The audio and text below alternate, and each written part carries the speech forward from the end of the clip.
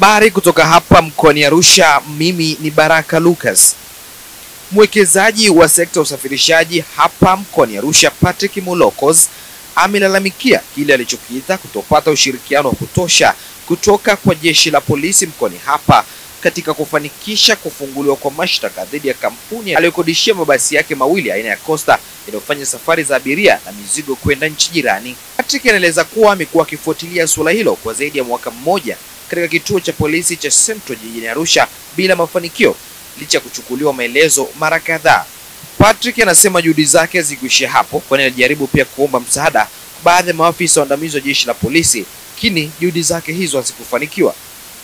Kwa mujibu wa Patrick, anamlalamikia mdogo wake ambaye ni mbunge, akidai kuwa amekuwa akitumia nafasi yake uongozi kuingilia mchakato huo wa kisheria kwa kuwapigia simu viongozi mbalimbali na hivyo kuathiri haki yake kurejeshewa mali zake.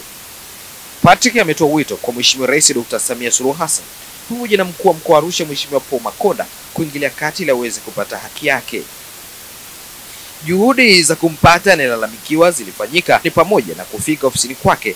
Hata hivyo, baada ya kuona waandishi wa habari, alikataa kuzungumza na kuagiza watu wake kueleza waandishi hao kuwa hayupo tayari kutoa tamko lolote kwa wakati huo. Kwa majina naitwa Patrick Petro Mulokos, ni mkazi wa Arusha, mfanya biashara ya usafirishaji wa mizigo na abiria.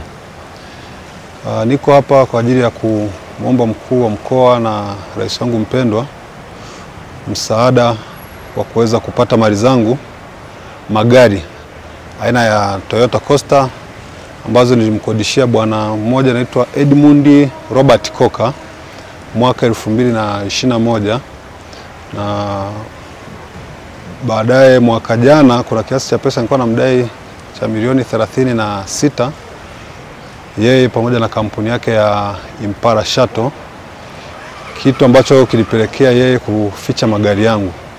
Magari hayo nilimkabidhi kwa mkataba wa maandishi na magari yamekuwa kwake kwa kipindi chote hicho, lakini toka mwaka jana tarehe 25 mwezi wa 4 2024 gari hizo sikuwahi kuziona tena. Haziko barabarani, hazijulikani mahali zilipo. Nimechukua jitihada za kuliomba jeshi la polisi kuweza kunisaidia, wakashauri kwamba niende mahakamani, ni kesi ya madai. Nilifanya jitihada hizo, nikafungua kesi wilaya ya Rongido ya madai ya fedha ya hicho kiasi ambacho nilikuwa na wadai, lakini baadaye mheshimiwa hakimu aliniambia kwamba kesi ile ya kuhusu magari ni kesi ya kipolisi kwa sababu mali zangu zilikuwa zimepaki kwenye eneo lao ambapo ni kwa ndugu yake anaitwa Sylvester Coker, mbunge wa Kibaha, na gari zilihamishwa katika mazingira ambayo hayafahamiki. Kwa hivyo toka mwaka jana mpaka leo hii tunavyoongea, tarehe ya leo, gari zangu mimi sijazipata, sijui zilipo, zimefichwa. Lakini pia huyu bwana amekuwa akitumia matisho mbalimbali ya kusema kwamba sina cha kumfanya kwa sababu anafahamika na watu mbalimbali, ana watu wako kwenye watu wako serikalini, ana watu wenye fedha. Kwa hiyo matisho yamekuwa ni mengi. Familia yangu inaishi kwa mateso sana, na mikopo ambayo nilichukua benki kwa ajili ya kujikwamua kama kijana. Ilikuwa wao walisema wana kampuni ya usafirishaji lakini hawana magari. Kwa hivyo waliomba niwakodishie magari kwa ajili ya kufanya safari zao za Moshi, Arusha, Nairobi. Na malipo ilikuwa ni shilingi 150,000 kwa kila trip. Gari kitoka Moshi kienda Nairobi ni 150,000. Gari kitoka Nairobi kienda Moshi 150,000. Kwenye kampuni yao kulikuwa na sintofahamu mwaka jana 2024 mwezi wa 4, na hapo ndipo nilipobaini kwamba kuna kitu hakiendi sawa. Baada ya mimi kugundua kwamba wana ugomvi, nilikuja kwa ajili ya kuhitaji kuchukua magari yangu. Baada ya kufika kuulizia magari yangu, huyu bwana Edmund Coker aliniambia tu kwamba kampuni inaendelea, kwa hiyo nisiwe na wasiwasi wowote ule. So baada ya kunieleza hivyo, nilijaribu kufanya jitihada za kujua magari yalipo, kwa sababu gari hazikuwa zinatembea tena barabarani.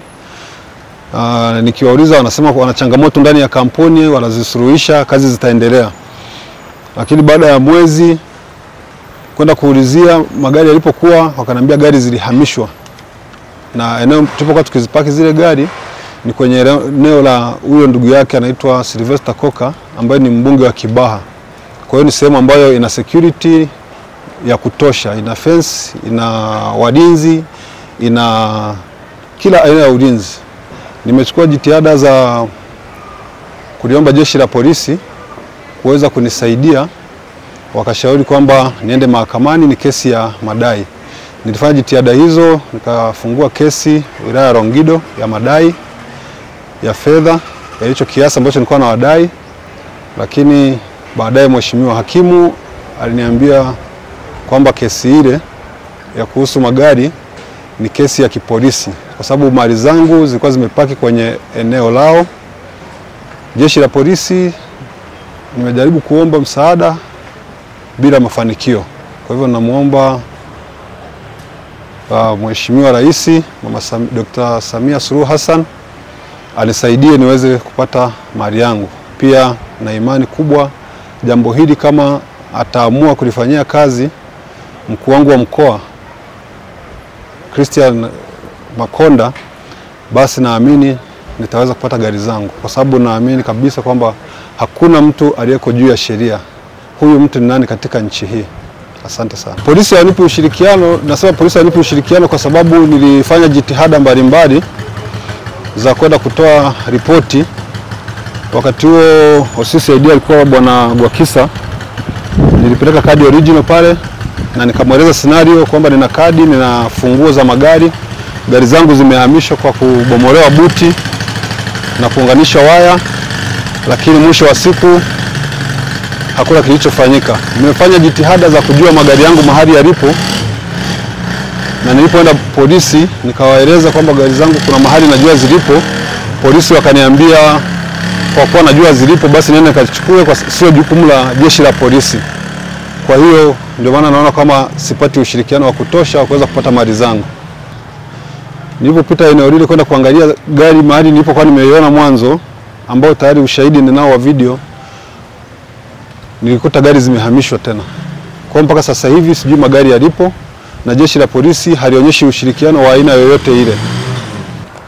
Baada ya kutaka kurudishiwa gari zangu, badala yake na baada ya kuona kwamba inazidi kuwa changamoto, nikaamua kulishirikisha jeshi la polisi.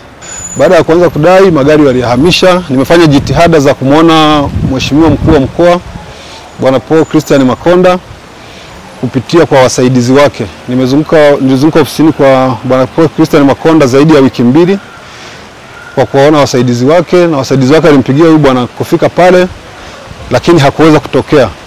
Badala yake ile siku ambayo tulikuwa tumesema tungeonana na mkuu wa mkoa, nilipofika nikuta hali ya tofauti. Wakasema wamepigiwa simu kutoka juu kwamba wanawatisha raia na mali zao, hivyo hawakuwa na namna ya kuendelea kunisaidia.